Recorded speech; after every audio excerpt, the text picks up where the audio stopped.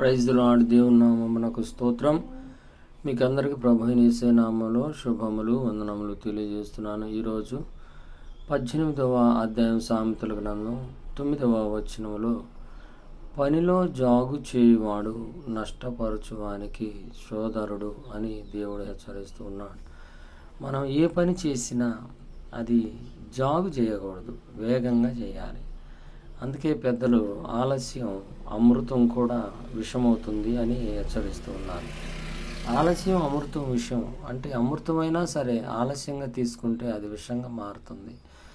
ఏ వస్తువైనా ఆలస్యం చేస్తే అది పాడైపోతుంది. ఏ పని అయినా రేపు చేద్దాం, తర్వాత చేద్దాం అంటే అది నష్టమే మనకు ప్రాప్తిస్తుంది. కాబట్టి అవకాశం వచ్చినప్పుడు అది ఏదైనా వెంటనే జాగు చేయకుండా చేయమని దేవుడు ఆజ్ఞాపిస్తున్నాడు.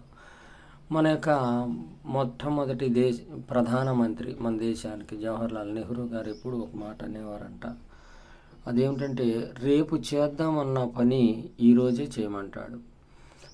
ఈరోజు చేసుకుందామనే పని ఇప్పుడే చేద్దాము అంటారనమాట. అది ఆయన సిద్ధాంతం. రేపు ఏదైతే ఒక పని చేయాలనుకుంటున్నామో ఆ పనిని ఇవాళ చేస్తే మంచిది. అలాగే ఈరోజు చేసుకోవాల్సిన పనులు ఇప్పటి నుంచే మొదలు పెట్టాలి. మధ్యాహ్నం నుండి మొదలు పెడితే సాయంత్రం చేస్తా, ఇంకా టైం ఉంది కదా. ఇలా జాగు చేస్తే అన్ని నష్టాలు వస్తాయని దేవుడు హెచ్చరిస్తున్నాడు. మనము ఏ రీతిగా బ్రతకాలి, ఎలా జీవించాలి, ఎవరితో సహవాసం చేయాలి, ఎలా ఎలా ఎలా ప్రవర్తించాలి, ఈ లక్షణాలన్నీ మనకు సామెతల గ్రంథాలు ఉన్నాయి కనుక అనుదినం సామెతల గ్రంథం చదువుదాం. దేవుడిచ్చిన జ్ఞానం, దేవుడిచ్చిన ఉపదేశాలు, పాఠాలు, దేవుడిచ్చిన విధులు, కట్టడాలు, ఆజ్ఞలు అన్నీ ఇందులో ఉన్నాయి. వాటన్నిటి చొప్పున నడిస్తే మనకి ఇంక వేరొక గురువు అక్కర్లేకుండానే సరిపోతుంది. మనకు వేరే పెద్ద మనుషులు సద్ది మూటలు అంటారు. పెద్ద మనుషుల యొక్క మాటలు సద్ది మూటలు అంటారు. అంటే టిఫిన్తో సమానం అన్నమాట పెద్ద మనుషుల మాటలు. అలాగే సామెతల గ్రంథంలో అన్ని విధాల మంచి అవగాహన కలిగించే ఉపదేశాలు ఇందులో ఉన్నాయి. వాటి చొప్పున ప్రవర్తించడానికి దేవుని గౌరవిద్దాం, ప్రార్థన చేద్దాం. ఆలస్యం అమృతం విషయం.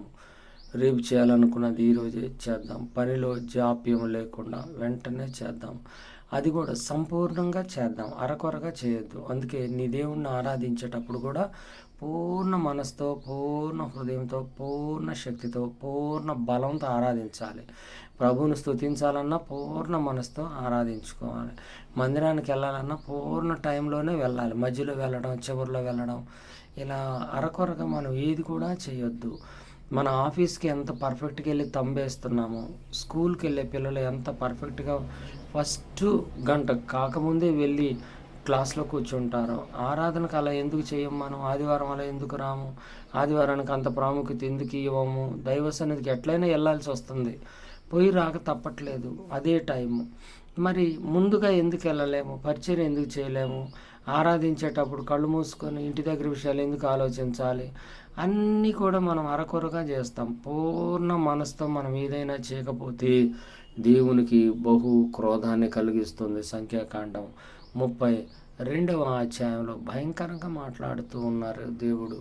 అక్కడ పూర్ణ మనసుతో యెహోషువ కాలేబులను వెంబడించినటువంటి వారు, మోషేను వెంబడించిన వారు ఐగుప్తులో 40 సంవత్సరాలు ఐగుప్తు నుండి బయలుదేరి ఈ కనానుకి వెళ్ళే లోపు 40 సంవత్సరాల ఆకులు రాలినట్టు రాలిపోయారు. కాబట్టి పూర్ణ హృదయంతో, పూర్ణ మనసుతో, పూర్ణ విధేయతతో, అలాగే సంపూర్ణముగా దేవుణ్ణి వెంబడించకపోతే, అలాగే జాప్యం లేకుండా వేగంగా మనం పనిచేస్తే దేవుడు దీవిస్తాడు. అటు దేవుని సర్వ సమృద్ధి మనకి ఉదయ కాలం అందరికి దయచేయబడును గాక. మహోన్నతుడు దయగలిగిన తండ్రి, మీకు వందనాలు. బిడ్డలను మీకు జ్ఞాపకం చేసి ఈ ఉదయ కాలం మమ్మల్ని మీరు హెచ్చరించినందుకు స్తోత్రాలు. అది ఏ పనైనా జాప్యం లేకుండా చేయమని మీరు మాతో మాట్లాడినందుకు స్తోత్రాలు, స్తోత్రాలు, స్తోత్రాలు. బిడ్డలందరికీ మంచి మనసు జ్ఞానంలో కలగచేస్తూ నడిపించమని యేసుక్రీస్తు నామములో వేడుకొంచి ప్రార్థించుకున్నాము తండ్రి, ఆమేన్. పరలోకమందున మా తండ్రి, మీ నామం పరిశుద్ధపరచబడుగాక, రాజ్యం మాకు వచ్చునుగాక, మీ చిత్తం పరలోకమందు నెరవేర్చబడినట్లు భూమి మీద నెరవేర్చబడునుగాక. మా అనుదిన జీవాహారం నేడు మాకు దయచేయండి.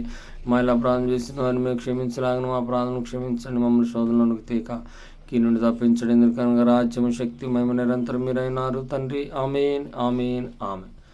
మన తండ్రి దేవుని ప్రేమ రక్షకుడు యేసే కృప పరిశుద్ధాత్మ త్రియేక దేవుని సర్వ సమృద్ధి మనందరికీ సదాకాలం తోడై నడిపించును గాక. ఆమేన్ ఆమేన్ ఆమేన్. దేవుడు మిమ్మల్ని దీవించును గాక. ఆమేన్.